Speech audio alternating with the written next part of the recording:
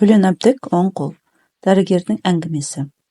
Біздің психиатрлық аурухана қаланың батыс жағына ернеуі тас қалаған шағын өзеннің жиегінде болатын. Аурухана ескі еді. Сылақтары түсіп қалған алабажақ түркіс дуалының төбесінде әбден тат басып шіруге айналған каналтыр шатыры бар. Маңайда машина жүретін көше болмағандықтан төңірек ертелі-кеш құлаққа ұрғандай тып-тыныш болып тұрады. Көктем кезінде өзеннің сарқыраған дыбысын терезені ашып тастап, түнімен естіп шығасың. Тау жақтан жел соққанда, арғы беттегі бақшадан жемістердің қысқылтым иісі мұрынға келеді. Жас шыға, бала-шағамен күнге қыздырынуға келген қала халқы жағаға сыймай кетеді. Жалпы аурухана үйінің ескілігі болмаса, тұрған жері психика дертіне шалдыққандар үшін таптырмайтын орын. Сенбі күндері аулада туған туысқандарымен бірге қыдырып жүрген ауруларға ашық терезеден жалықпастан қарап отырар едім. Олардың науқастан азап шеккен жадау жүздері, былайғы жұртқа қорқынышты болып көрінетін оғаш қылықтары, сөйлеген сөздері жаныма соншалықты ыстық. Мен оларды жанымдай жақсы көремін. Иә, жақсы көремін. Олардан ешкімге ешқандай зияны жоқ. Егер дүниедегі бар зиянкестерді тексерер болсақ, солардың бәрін жындылар емес, сау адамдар жасаған ғой. Біз тәні ауыратындарға аяушылық білдіріп, олардың жақсы көре түсеміз. Ал жанының дертіне шалдыққанды көргенде, көкейімізді әйтеуір олар өзіміздің аман екендігімізге шүкіршілік білдіретін қасқой қуаныш тұрады. Арытты аясаңыз, ақыл естен айырылғандарды аяңыз, соларды сүйіңіз. Мен сізді бір сенбіде алып барып аурухана ішін аралатайын. Асықпай әрқайсысымен жеке-жеке әңгімелесіп көріңізші. Сөзсіз жақсы көріп кетесіз. Мен тіпті бақылау палатасындағы ең қауіпті аурулармен бірге ұйықтауға әзірмін. Қорқынышты дейсіз бе? Қорқынышты деген не тәрі? Жақсы көру жетіспейді. Жақсы көру арқылы бәрін жеңуге болады. Мен сонда істеген біраз жылдың ішінде неше түрлі жайттерді басымнан кештім. Дерт көп, денсаулық біреу депті ғой бір халық. Не көп, аурудың түрі көп. Бірақ олардың ішінде бір оқиға есімде айрықша қалды. Март айының аяғында кезінде бізге жасы 17-лер шамасында бір қыз түсті. Қабылдау үстінде ата-анасы қыздың өзі бірнеше рет қылғындырып өлтірмек болғанын айтты. Маңындағылардың араласуымен аман қалған. Ал қыздың өзі мүлде басқаша баяндайды. Ол маған қастандық жасаған мынау. Бұл менікі емес. Мүлде бөтен қол. Мені өлтіргісі келіп жүр деп өзінің оң қолын көрсетеді.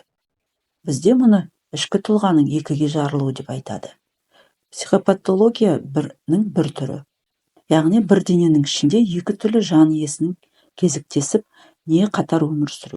Мұның бәрі мидың шешілмей жатқан жұмбақтары ғой. Шешесі қызының киімдерін ұстап тұрып, ұзақ жылады. Қызды шомылдырып, аурухананың халатын кигізіп, бірден бақылау палатасына жіберді. Аты Алма екен. Қыз өте сұлу еді. Шашы иығына түскен, бұйралау кекілі бар. Қатты азап шеккеннен екі қабағының арасында жалғыз сызық тік әзім түскен. Бірақ бой басы таза, өзін өзі күте алатын секілді. Біздің бөлімшеге келгеннен кейін мен Алманы жеке бақылауға алдым. Тұйық, ешкімге қосылмайды.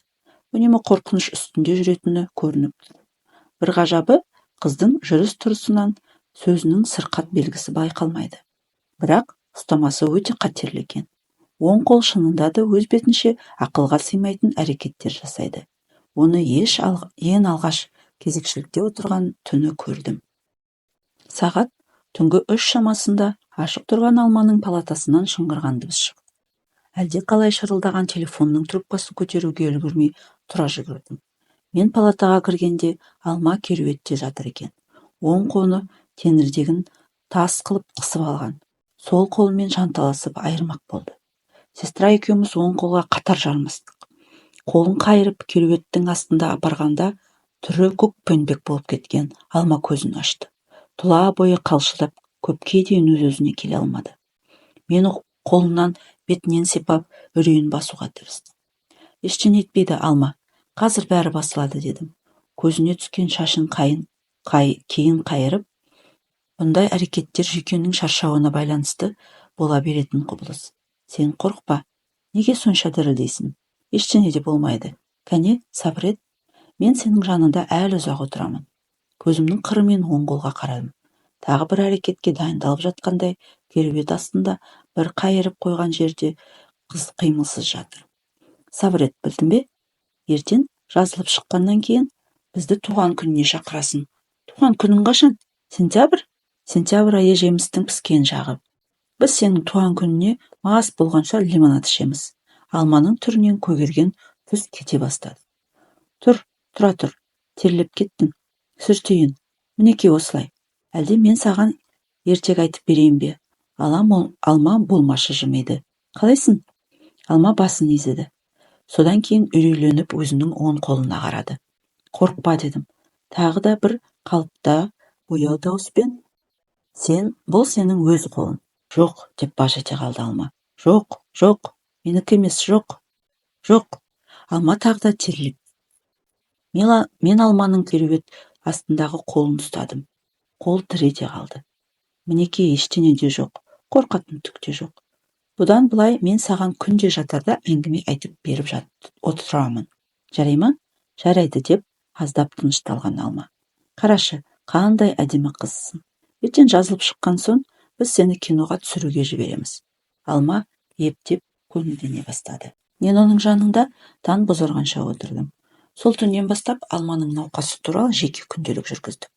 Тіпті өзіме жеке ғылыми объектінің табылғанына қуанғанымды да жасыра алмадым. Оң қол Алмаға тек қалың ұйқы құшағына енгенде шабуыл жасайды. Яғни өзіне қанша түсініксіз болғанмен, өзін өзі өлтіру ниетін қыздың миында бар деген сөз. Бірақ ол ниет кімнің ниеті, қайдан келген? Алманың бүкіл өткен өмірін, мінез құлқын, адамдармен қарым-қатынасын зерттей келіп, оның өз басынан туған ниет деуге себеп таба алмадым. Бұл қалайда қанмен тұқым қуалап келген ниет. Науқастың шешесі, әкесінің әкесі бір кезде өзін өзі өлтірмек болған. Енді олар әлде бір құпия заңдылықпен Алманың санасында тұр. Өздері өлтіргелі келеді. Бірақ олардың өздері жоқ. Санасының иесі қыз өлуге тиісті. Әлгі ниет қыздың организмі толық тыныштыққа енген кезде таң ғажайып қатерлі рефлекс арқылы оянып, оң қолға сигнал береді. Ұстама 3-4 күнде бір, кейде тіпті күн сайын болып тұрады. Алма үрей мен шала ұйқыдан мүлде жүдеп кетті. Ал енді оң қолды кереуетке байлап тастайтын болды. Бұл алғашқы кезде жақсы нәтиже берді. Алма бір аптадай тамаша ұйықтап жүрді. Бірақ оң қол басқа бір қулық ойлап. Ол Алманың көзі ілісімен байлаудан жұлқынып, дамылсыз ырғып оята бастайды. Ұйқысыздықтан азап шеккен Алма галлюцинацияға ұшырады. Енді оң қолды байлаудан босатып, тек түнгі сағат 3 пен 5-тің арасында бұрынғыша күзетіп отыратын болды. Шынымды айтсақ, күзеткеннен басқа ештеме бітірмедік. Ешқандай дәрінің де, электротерапиядан да әсер болмады. Сенбі күні сағат 9-дан бастап Алманың шешесі мен ағасы келді. Құлыным дейді, анадайдан шешесі. Қайлайсың құлыным? Алма үнсіз басын изеді. Шешесі үйден әкелген тағамдары мен жемістерін сөмкесінен шығара бастайды. Керек жоқ деді, Алма басын шайқап. Тамақтың керегі жоқ. Содан кейін ораулы жемісті алып, отырғыштың үстіне қойды. Шешесі мен ағасы Алманың түріне қарап біраз отырды. Құлыным деді шешесі, орамалымен көзін сүртіп. Сосын өткен түнгі үйге қонақтар келгенін, олардың Алма жататын палатаның нөмірін сұрап алғанын, алдағы сенбіде келіп қалулары мүмкін екендігін әңгіме қылды. Алма үндемеді. Шешесі Алманың бір құрбысының телевизордан тақпақ оқығанын айтады. Алма қабағын шытады. Шешесі қызының түріне үнсіз барлай қарап, қабақ шытуын дерттен болып отырғанын құбылыс деп өзінше ұғып жым болды. Олар үйлерінде болып жатқан бір қызық оқиғаның Алмаға шаншудай қадалатынын түсінді. Жандарына мен келемін. Шешесі бүкіл бәледен құтқаратын құдірет менің қолымда тұрғандай. Маған сұраулы, жалынышты көзбен қарай береді. Мен Алманың шашын сипаймын.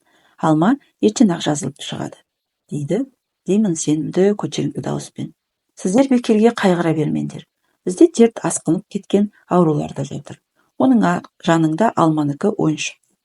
Қызы мүлден жазылып шыққандай, шешесі есі шығып қуанып, қайта орамалын алып, көзін сүртеді. Айтқаның келсін, айналайын, деді даусы қалтырап. Бағын ашылсын, бақытын жансын, айналайын.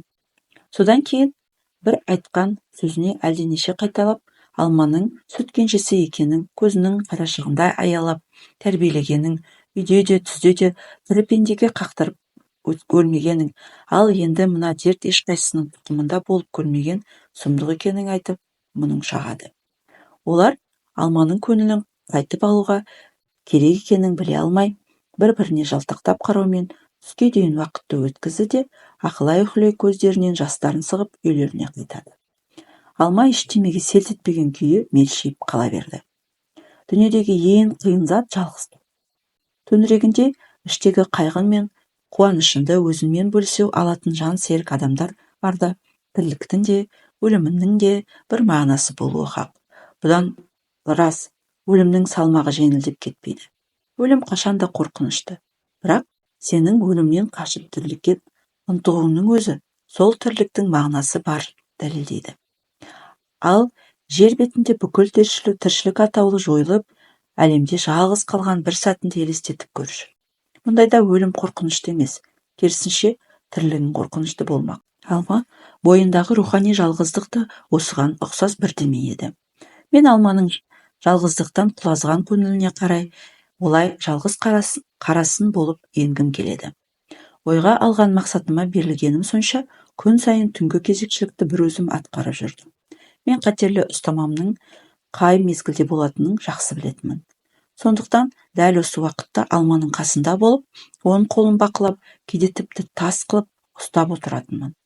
Бірде ұйықтап жатқан Алманың жанында кітап оқып отырғанмын. Кенет төңіректе әлде бір қимылдың болғанын сездім бе, басымды көтеріп алдым. Сол кезде мен оң қолдың кеуде бойымен алқымға қарай жылан секілді ақырын жылжып бара жатқанын көрдім. Бұл шынында да өте қорқынышты көрініс еді. Алма оятып алмауға тырысып, барынша еппен қолды қыса ұстап, кереуетке бастым. Қол бір-екі жұлқынды да қайтып қарсыласпады. Алма оянып кетпеді. Маған әлдекімді ажырата алмай отырғандай түйіле қарап біраз жатты. Сосын жұмсақ алақанымен менің қолымды сипап жатып, қайтадан көзін жұмды. Бірақ көп ұзамай шошып оянды. Үрейлене шыңғырған Алманың әрең деген деді. Не болды? Неге шошыдың? Түс көрдім, деді ол дірілдеген үнмен. Қандай түс? Қылғындырды мені, деді де дауысы одан сайын дірілдеді. Мен тіксініп қалдым. Егер оң қол түсінде қылғындыра бастаса, оған менің еш қайраным жоқ еді. Тек Алманың қорқынышын басу үшін. Ол әншейін көп ойлағаннан болатын түстер ғой, дей бердім. Мен тірі болсам, сені аман сақтап қаламын. Түсінемісің? Мен сені күзетіп, күні-түні отыруға бармын. Тек сен бүйтіп қорықпа, маған сен. Алма менің мойнымнан құшақтап жылап қоя берді. Кішкентай балаша көз жасына малынған бет-аузын бетіме үйкеді. Аузыма көз жасын келмек дәмі келді. Жалпы, менің өзім де сол кезде болмашы шалық дертіне шалдыққан болуым ғажап емес. Алмаға деген өзімнің құпия көңілімді тіпті қазір де толық дәлелдеп бере алмаймын.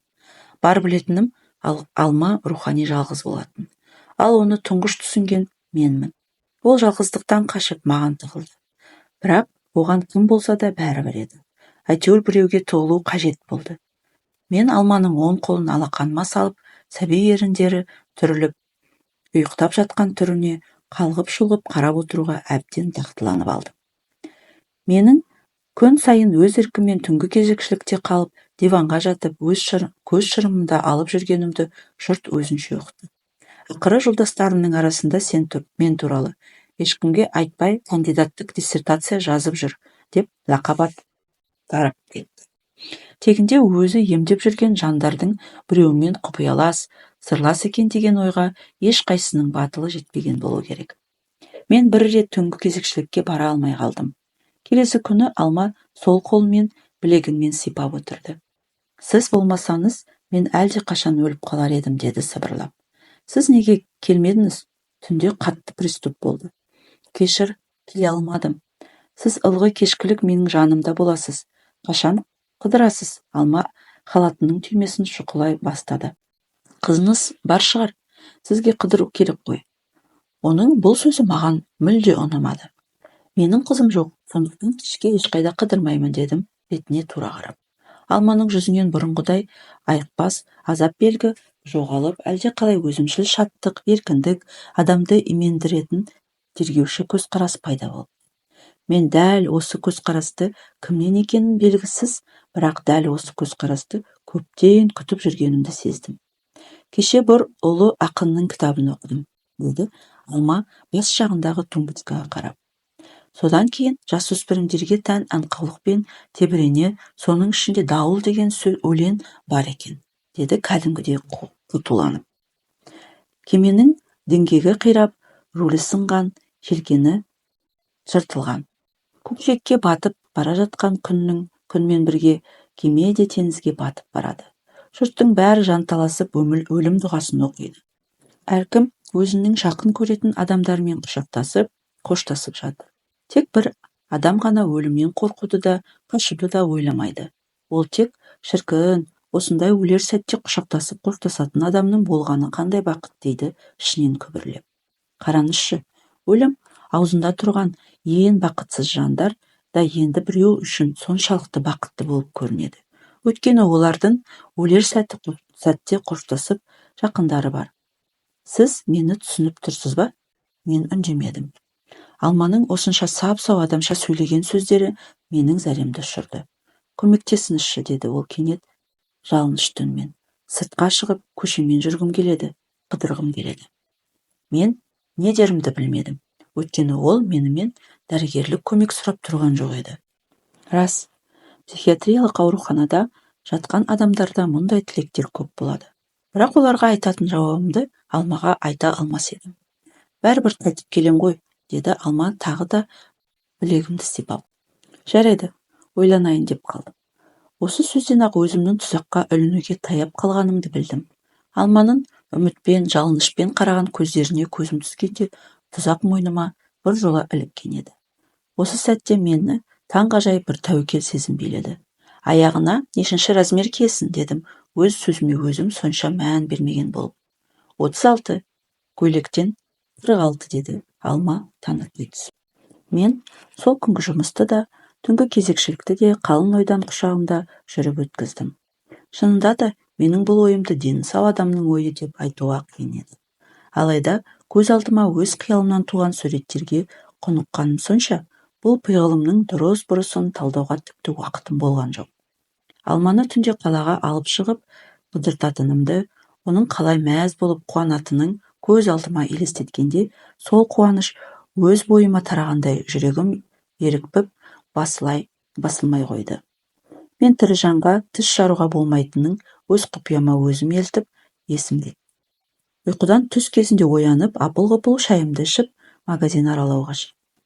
Бірінші барған аяқ киім магазиннен сатушы әйелдің ақылымен 36 размерлі үстіндегі доғасы бар ақ туфли алдым. Одан көйлек сататын магазиндерді жағалап ұзақ жүрдім. Көйлектерді қараған кезде жақсысын табуға тырысып, жанымды салғаным сонша борша-борша болып теріліп кеттім. Жақсы мен жаманды айыру тап мен ойлағандай көп оп-оңай нәрсе болмай шықты. Ұстаған көйлектерімді ойша қалаған адамыма кигізіп, көз алдыма елестетуге суреткерлік қабілетім жетпеді. Ақыры шеткері магазиндердің бірінде әйелдер көйлегіне тұрған қалың кезектің үстіне түсті. Бұл бір сырмасы желкесіне салынған, етегі делдейінгі көкшіл түсті жылтыраған шетелдік көйлек екен. Тұрған елдің көптігіне қарап жаман болмас деп ойладым. Бірақ мен жете бергенде көйлек бітіп қалды. Шашын қап-қара қызыл бояп алған ұлты белгісіз ажарлы сатушы әйел қанша жалынсам да бітіп қалдыдан басқа сөз айтпады. Сонда да табиғатымда жоқ бір өлермендікпен сатушының қыр соңынан қалмадым. Ертең үйлену тойым еді. Тойға арнап көйлек тіктіре алмай қалдық. Ендігі үмітім осы ғана деп зуылдатқан кезімде өзімді өзім танымай қалдым. Өлермендіктің пайдасы тиді. Халықтың бәрі тарап біткенде үстіне 5 сом қосып, сатушыдан 46 размерлі бір көйлек алдым. Қас қарая сатып алған заттарымды, өзімнің күнге киетін қара көзілдірігімді сумкама салып, ауруханаға келдім. Неге боп-боссың, ауырып тұрған жоқсың ба, деді бірінші көрген сестра. Жоқ, әшейін болар, тыныштық па, дедім қызмет бабында сөйлеген бір түр білдіріп. Тыныштық.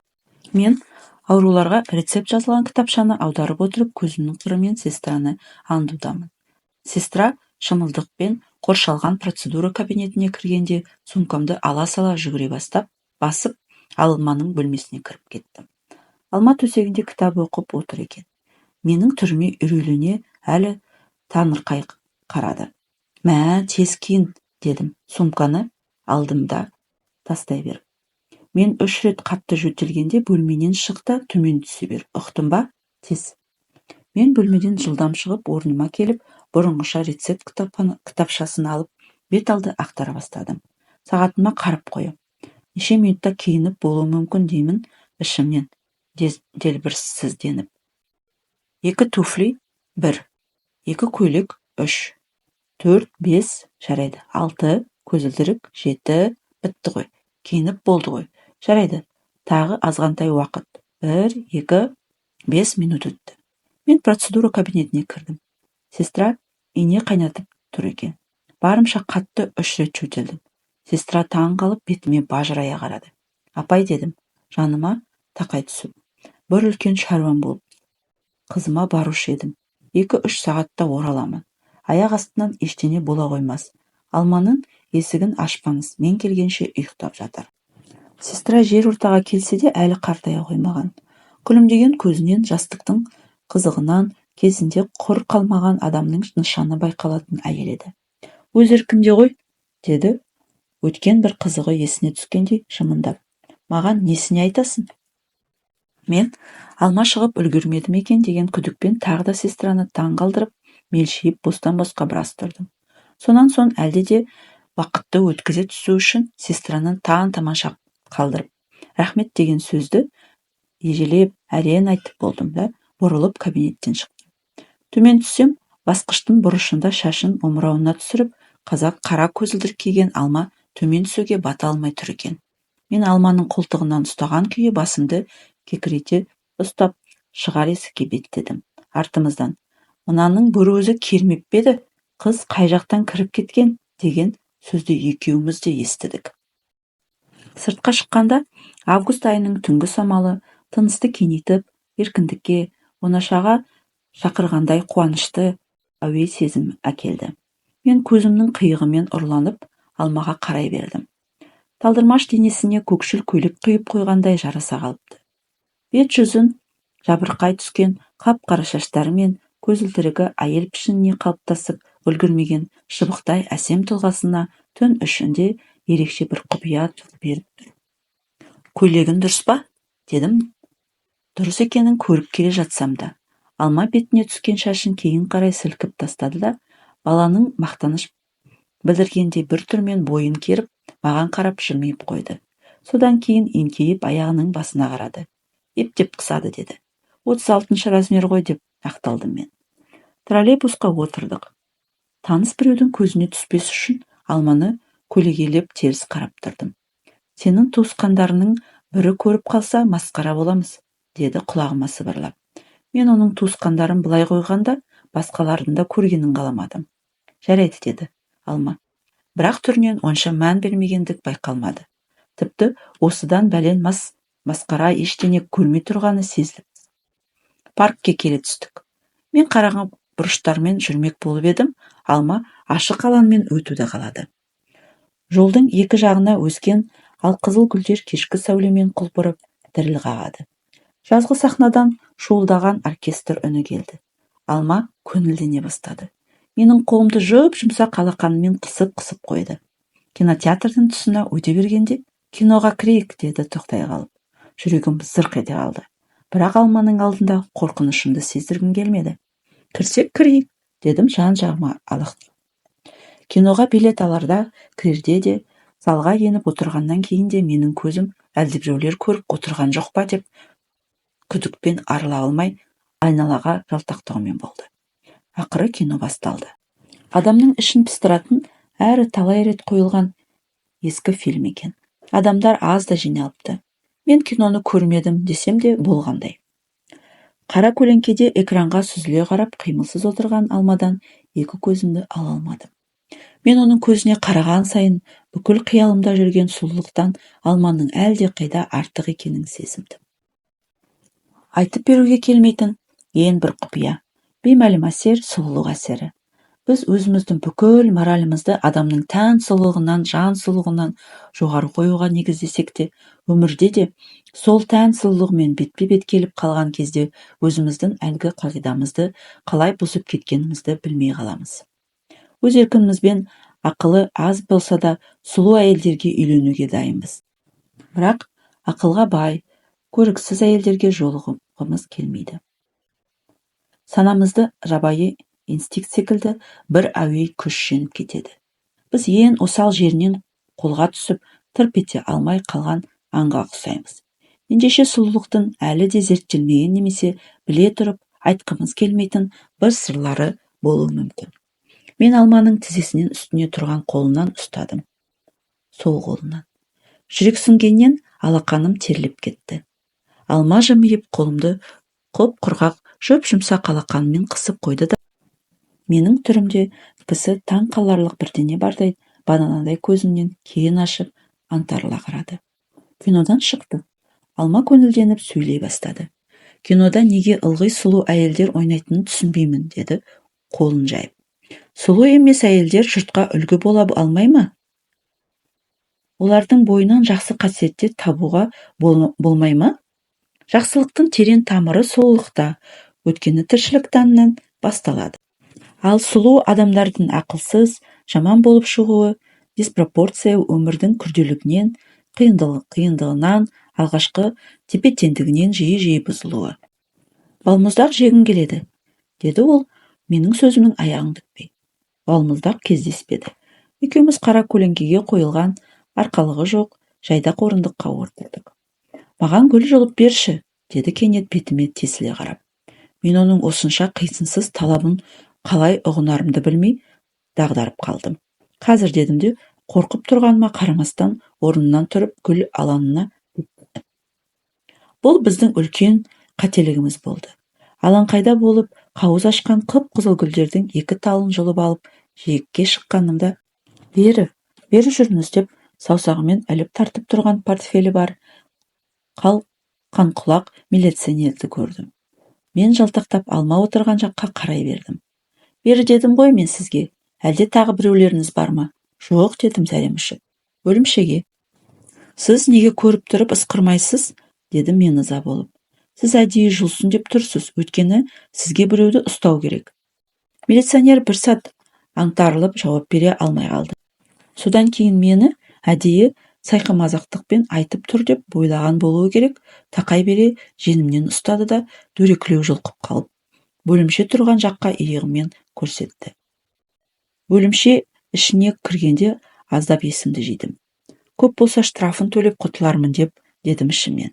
Юстициядан білетін азғантай заңдарымды есіме түсіріп.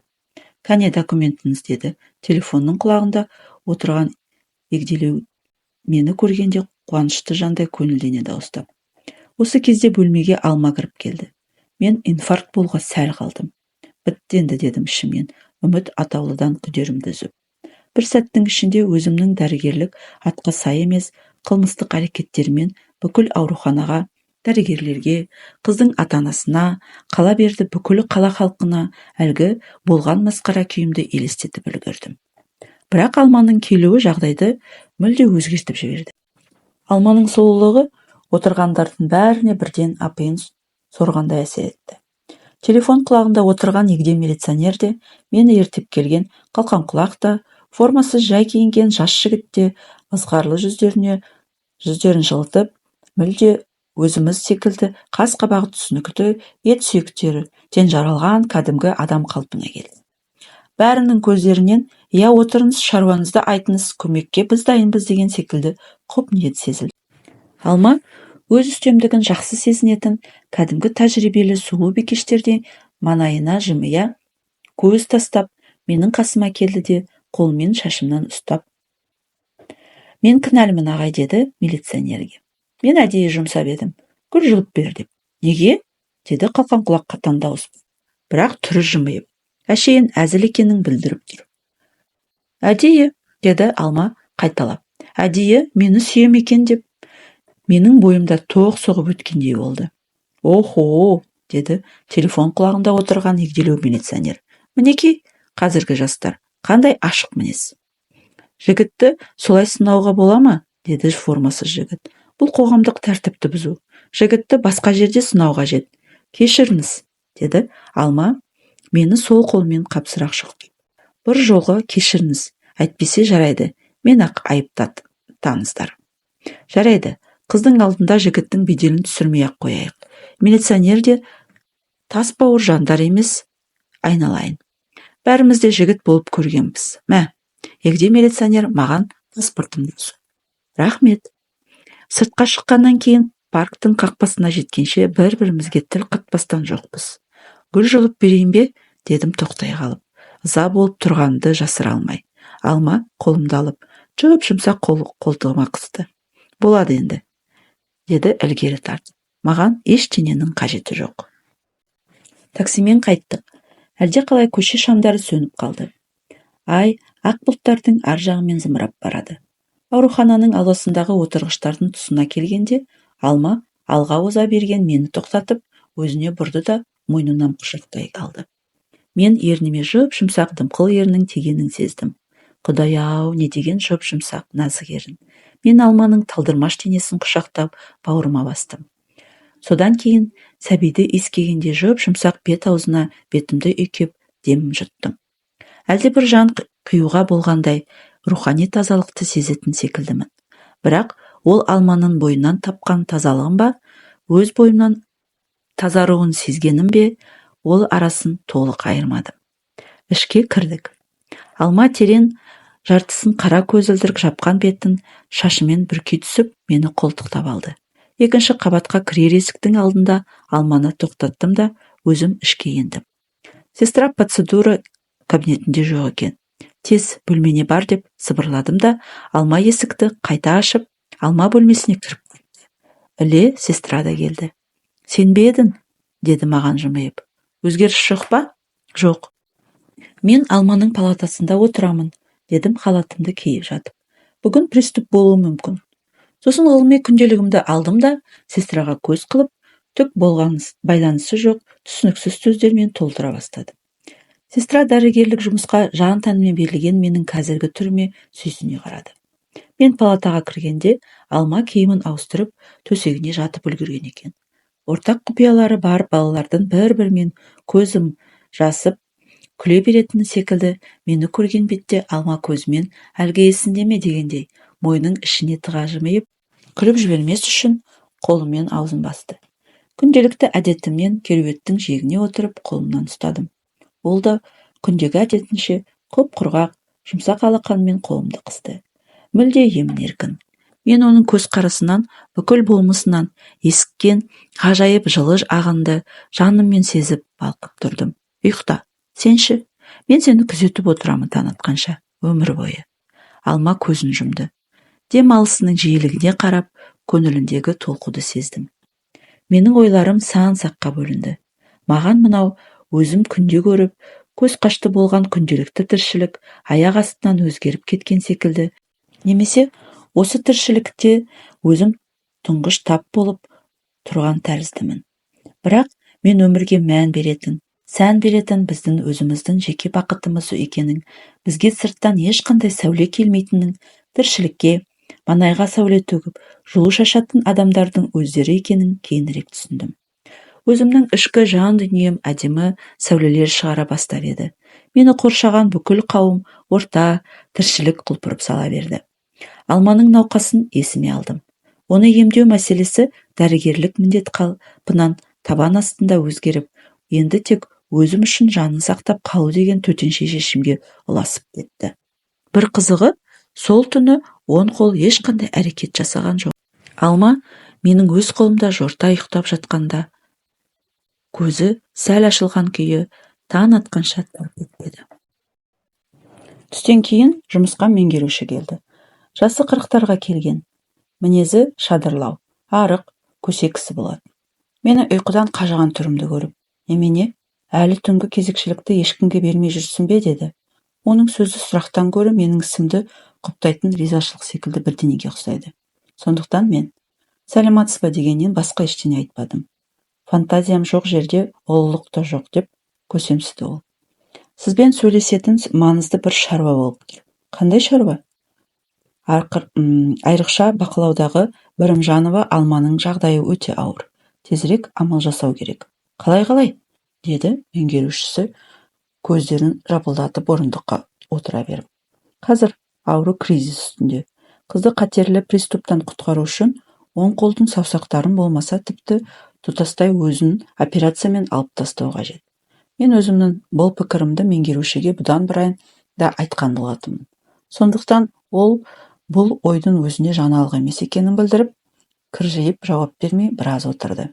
Ол былай ғой, дей бергенде, жоқ, дедім тағы да. Сол сөзіме беймәлім өлермендікпен. Ол менің бетіме таңырқай қарады. Содан кейін жүзімнен әлдебір маңызды бірдеңе ұққандай болып үндемей қалды. Мен, мінекей, бірнеше ай бойы қатарынан көз жазбай бақылап келемін, дедім жүрегім дүрсілдеп. Дегбірімнің қашып тұрғанын сездірмеуге тырысып. Басқа ешқандай амал қалған жоқ.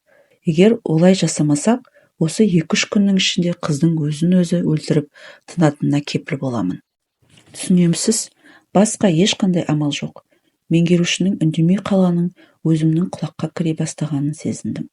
Сіз операциядан кейін қызды құлағын таза жазылып кетеді деп ойлайсыз ба? Деді маған көзінің қиығымен қарап. Мен олай деп үзілді кесілді айта алмаймын.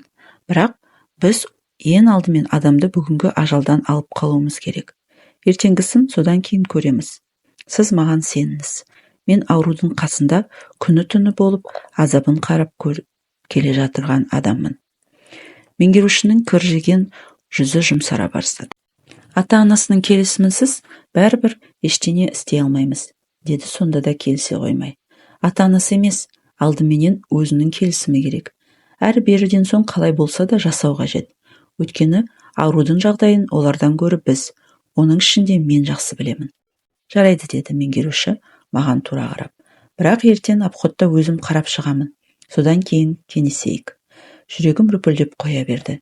Мен сол сәтте ертеңгі обходқа дейін операцияға Алманы қалай көндірерімді, меңгерушінің алдында қалай болып көрініп, сұрақтарға қалай жауап беру керек екенін үйрететінімді елестетіп шықтым. Бірақ оған бұл жайды қазір айтқым келмеді. Түнгі ұйқысынан кесел болар деп ойладым. Ертең ертерек кіріп бәрін түсіндірем. Аурулар тыныш мезгілден кейін сағат 5 шамасында сыртқа серуенге шықты. Мен Алманы беседканың ішінде кітап оқып отырған жерінен таптым. Бетіме қарап. Көзін қызарып кетіпті ғой. Әшейін ғой. Бар да ұйықта. Ештеңе етпейді. Ештеңе етпейді емес, ұйықтайсың. Сен не, менің тілімді алмайсың ба? Мен Алманың бетіне тік қарадым. Тағы да оның жанарынан ескен жанға жайлы, ғажайып, жылы ағынды сезіп тұрмын. Неге алмаймын? Дедім маңдайдағыларға естірте күліп. Қашан алмадым? Ендеше бар да ұйықта, деді Алма, түсін қайырып. Бүгін жақсымын, ештеңе етпейді. Үйіне бар, таңертең келесің ғой. Таңертең айтатын бір маңызды шаруа бар.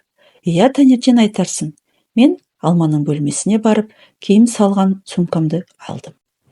Кешкілік ұзақ уақыт ұйықтай алмадым. Меңгерушінің көне қалғанына таң қалдым. Өзін өзі өлтіріп тынатынына кепіл боламын деген сөз есіме түсті. Бәлкім осы сөз әсер еткен болар. Әйтпесе, кесіп алса, қан шықпайтын кесір адам еді. Алманы алдымен оң қолының саусақтары жоқ күйінде, содан кейін тұтас бір қолы жоқ күйінде көз алдыма елестеттім. Түк те жоқ, керемет сұлу. Қыстыгүні пальтосымен жүргенде тіпті білінбейді. Протез салдырамыз. Сол қолымен жазып үйренеді. Жоқ, тіпті ешқандай протез салдырмаймыз. Сол жалғыз қолымен ақ бүкіл халықтың көзінше көшеде жүруге болады. Оны жасыруға болмайды. Соңғы шешім өзіме қатты ұнады. Дәл солай жүру менің жүрегімді шынайы таза сенімге, жылылыққа бөлейтін секілді. Өмірдегі сәттілік өте сирек нәрсе. Ол жұрттың бәріне бірдей жете бермейді. Бірақ ең үлкен жалғыз сәттіліктен кейін қалған сәтсіздіктің бәріне де төзуге болады. Қиыншылықты жеңудің ең бір үлкен құралы төзім. Төзе білсең, барлық азап атаулының жүзі мұқалып, майырлап өтпей қалады. Мәселен, біреу мойнына 10 килограмм тас байлап қойса, 20 килограмм тас байланғанына шүкіршілік қып, жаңағы күйінді бақытты халге айналдырып жүргеруге болар ма еді? Әрине болады. Сондықтан қазір қандай ауыр жағдайдан да әлгі жолмен құтылып кетуге болады. Ол үшін тек тіршілік керек, тірлік керек. Қол деген немене? Қол деген түк емес. Рас, дүниенің бәрі адамның қолынан жасалады. Бірақ зұлымдық та адамның қолымен жасалмай ма? Зұлымдық жасайтын қолды тез кесіп тастамаса болмайды. Тез кесіп тастау керек. Тез. Мен таңертең ерте ояндым. Кешегі оқиғаны түнгі ойларымды еске алғанымда ұйқым бірден шайдай ашылды. Ертеңгі асымды шала-пұла ішіп, ауруханаға келдім. Сыртқы қақпаның күзетшісі әлі ұйықтап жатқан болар деп ойлап қағуға оқталып едім, бірақ ашық екен. Есік алдында әлде қандай машина тұр. Ішке кіріп, екінші қабатқа көтерілгенде қызметке менен де бұрын келген әлдекімдердің дабырласқан дауыстарын естідім. Мен шкафтан халатымды алып кидім. Әлде қайдан меңгерушінің қарлыққан дауысы шықты. Бұл неге ерте келген? Шошып қалдым. Жоқ, түк те жоқ. Обходқа дейін бәрібір араламайды. Оған дейін үлгеремін ғой. Пердемен бөлінген кабинеттен сестра әйел шығып телефонға жармасты. Мені көріп басын изеді. Анда бардың ба? Деді телефон нөмірін айналдырып жатып. Қайда? Сестра менің бетіме таңырқай қарады да трубкасын қоя салып. Ана қыз өліп қалды ғой, деді ақырын ғана. Жүрегім аузыма тығылды. Демім бітіп, жағамды ағады. Әлгі сөзді естіген сәтте көңілімнің түкпірінде осы жаманатты білгендей, осылай боларын сезгенде бір түйсік пайда болды. Біліп ғой, осылай болар сездім ғой. Өзін-өзі өлтіріп тынатынына кепіл боламын. Бөлменің ішіне қалай кіргенім есімде жоқ. 3-4 дәрігер бар екен. Төсекте шалқасынан жатқан Алманы көрдім. Аузынан тілі шығып, өзінің қарашығы төңкеріліп кеткен, түрінен қатты қиналғаны көрдім. Жақындап келіп, білегін ұстадым. Суып кетіпті. Тамағында көкпеңбек қолдың ізі, оң қолы кеудесінде жатыр. Өлгеннен кейін ажыратқан болу керек. Кепіл боламын, өлтіріп тынатыны. Айттым ба? Дейді біреу ішімнен. Айтқаным келді ме? Мен жыламауға тырыстым. Есірік күйде. Болды енді. Холодильникке апару керек дедім дауыстап. Не айтып тұрғанымды өзім түсінбей. Кешке өлікті ата-анасы алып кетті. Келесі күні жерлеуге қатынастым. Егер де менің оқыған аудио кітабым сіздерге ұнаса, лайк басып, комментарий жазыңыз. Менің каналыма қосылуды ұмытпаңыз.